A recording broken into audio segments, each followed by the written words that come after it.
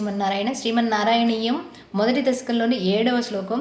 కష్టాతే సృష్టి చేష్ట బహుతర భవ ఖేదావహ జీవభాజాం ఇత్యేవం పూర్వమాలోచితమజితమయా నైవ మధ్యాభిజానే నో చేజ్జీవా కథం వా మధురతరమిదం త్వద్వపుశ్చిద్రసార్ద్రం నేత్రైః శ్రోత్రే చ పీత్వా పరమరససుధాంభోధిపూరే రమేరన్.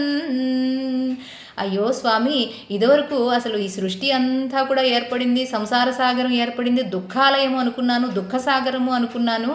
కానీ పూర్వం ఒకనాడు అట్లా ఆలోచించాను, కానీ ఇప్పుడు తెలిసిందయ్యా అంటున్నారు. కష్టాతే సృష్టి చేష్ట, చాలా కష్టతరమైనటువంటి సృష్టి చేష్ట, నీ యొక్క సృష్టి అంతా కూడా బహుతర భవ ఖేదావహ జీవభాజాం, ఈ జగత్తు అంతా ఏర్పడింది దుఃఖముల కోసమే, దుఃఖాలయంగా అనుకున్నాను స్వామి.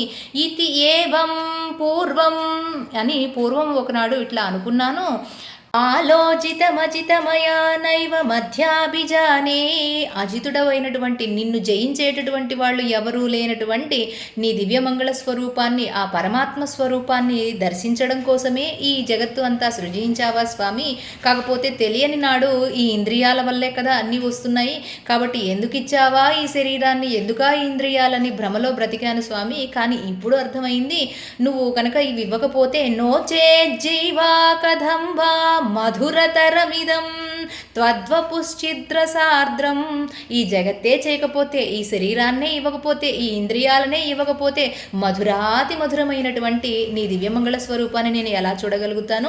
త్వద్వపుశ్చిద్రసార్ద్రం, చిత్ రసార్ద్రమట, ఎంత చక్కని మాట వేస్తున్నారండి. చిత్ అంటే జ్ఞానము, రసము అంటే ఆనందము, జ్ఞానానందమయం దేవం, జ్ఞానము ఆనందమే స్వరూపంగా కలిగినటువంటి వాడు భగవంతుడు. అట్లాంటి స్వరూపాన్ని నేత్రైః శ్రోత్రై చ పీత్వా, ఈ కన్నులు ఉన్నందుకు నీ దివ్యమంగళ స్వరూపాన్ని చూస్తూ, కర్ణములు ఉన్నందుకు నీ దివ్య లీలల్ని గాధామృతాన్ని వింటూ, పీత్వా రామ రసాయనం పిబ, కృష్ణ రసాయనం పిబ అని చెప్పారు కదా మహానుభావులు. అటువంటి రసాయనాన్ని స్వీకరిస్తూ పరమరస సుధాంభోధి పూరే రమేరన్, అటువంటి రసాస్వాదనలో ఆనందామృతాన్ని సేవిస్తూ ఆనందడోలికల్లో తేలియాడటానిక స్వామి ఈ జగత్తునంతా సృష్టించావు.